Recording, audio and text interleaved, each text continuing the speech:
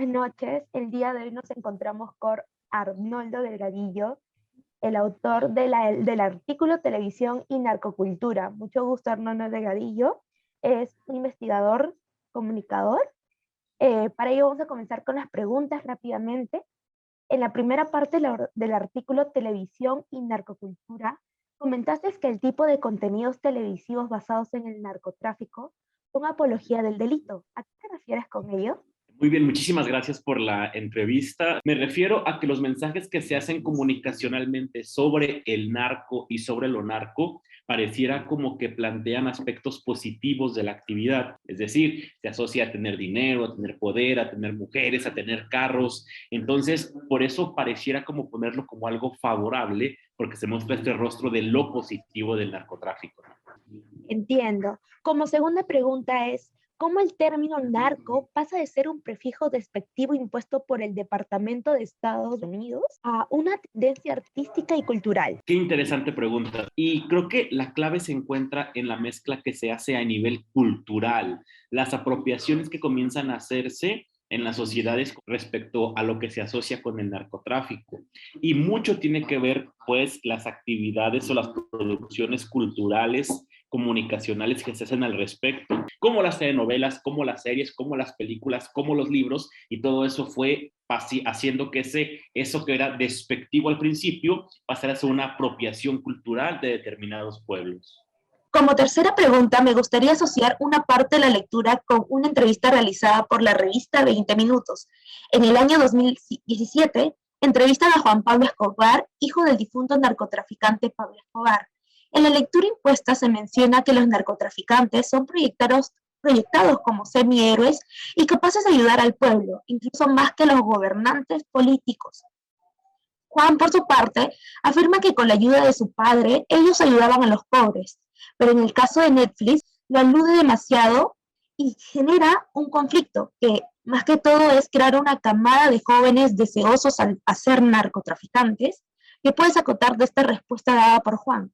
Sí, es súper interesante porque nos plantea una vez más dos rostros del narcotráfico. Primero quiero decir que esta narrativa de los estados-nación que atendían a sus ciudadanos dotándoles de lo que necesitaban está rebasada y han quedado vacíos de poder que han sido llenados por otro tipo de poderes como los poderes del narcotráfico, ¿no? Sobre todo en contextos rurales o muy marginados.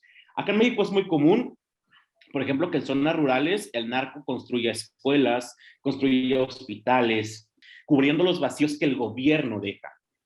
Pero eso muestra solamente la cara positiva del narcotráfico y lo que el hijo, pues, de Pablo Escobar reflexiona acá es la otra parte, ¿no?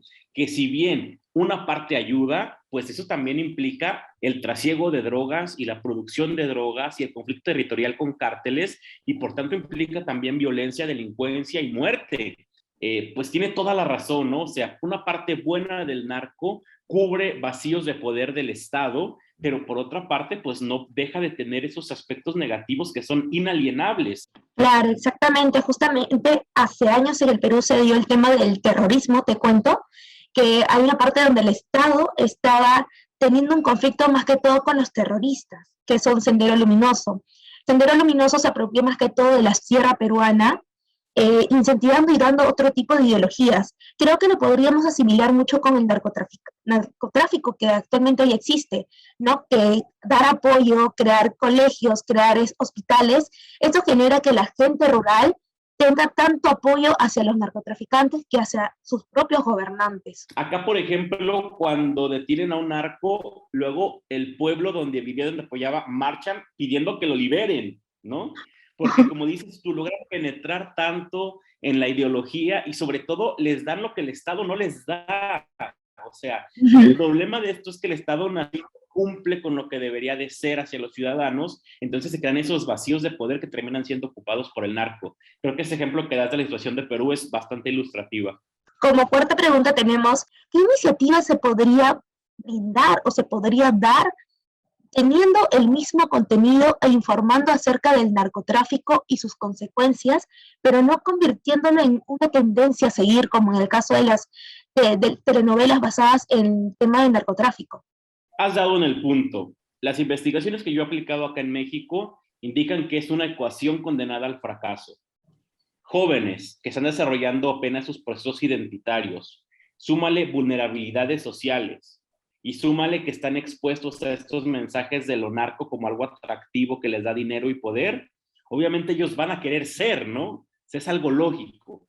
Entonces, cuando tú me planteas qué iniciativas, a mí se me ocurren como que vayan en dos sentidos.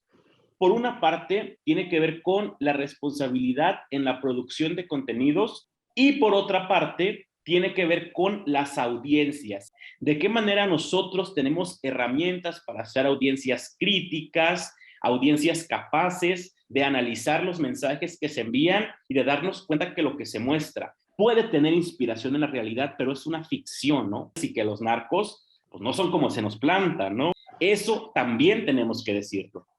Por último, ¿qué mensaje podrías dar tú a las productoras? ¿Qué mensaje o qué más que todo le podrías dar acerca del contenido del narcotráfico que está realizándose acá en el Perú? Muy bien, a las productoras les diría que tenemos que ser muy responsables en el contenido que ofrecemos a la ciudadanía. Si van a abordar temas del narco, está bien, hay que hablarlo porque es la realidad, pero hay que mostrarlo como en toda su extensión y en todos sus matices, ¿no? Y que no romanticen lo que es ser narcotraficante o formar parte de la estructura del narco. Y a las audiencias, lo que yo les diría es que seamos muy críticos con lo que consumimos, que sepamos diferenciar que aunque las historias tienen una inspiración en la realidad, son narrativas ficticias y que por lo tanto lo que se muestra ahí no es real, ¿ok? Es verosímil, parece real, pero no es real. Listo, esto sería toda la entrevista del día de hoy. Muchas gracias, Arnoldo, por darnos un poco de tu tiempo. Sabemos que estás lanzando un nuevo libro y me gustaría que también lo puedas compartir con nuestros compañeros que van a ver esta entrevista. Sí, muchas gracias. Va a publicar la tesis de mi doctorado, tuve mención honorífica, y plantea cómo hacer periodismo de investigación. Yo estuve trabajando con periodistas de investigación de todo el país, de todo México, muy reconocidos, y propongo un método de cómo hacerle. Un placer y excelente noche. Muchas gracias, mi profesor estará entusiasmado de leer esa tesis. Esperemos que vaya súper bien y te deseamos los mejores de los éxitos. Y también esperamos verte acá en Perú para poder firmar tus libros. Muchas gracias.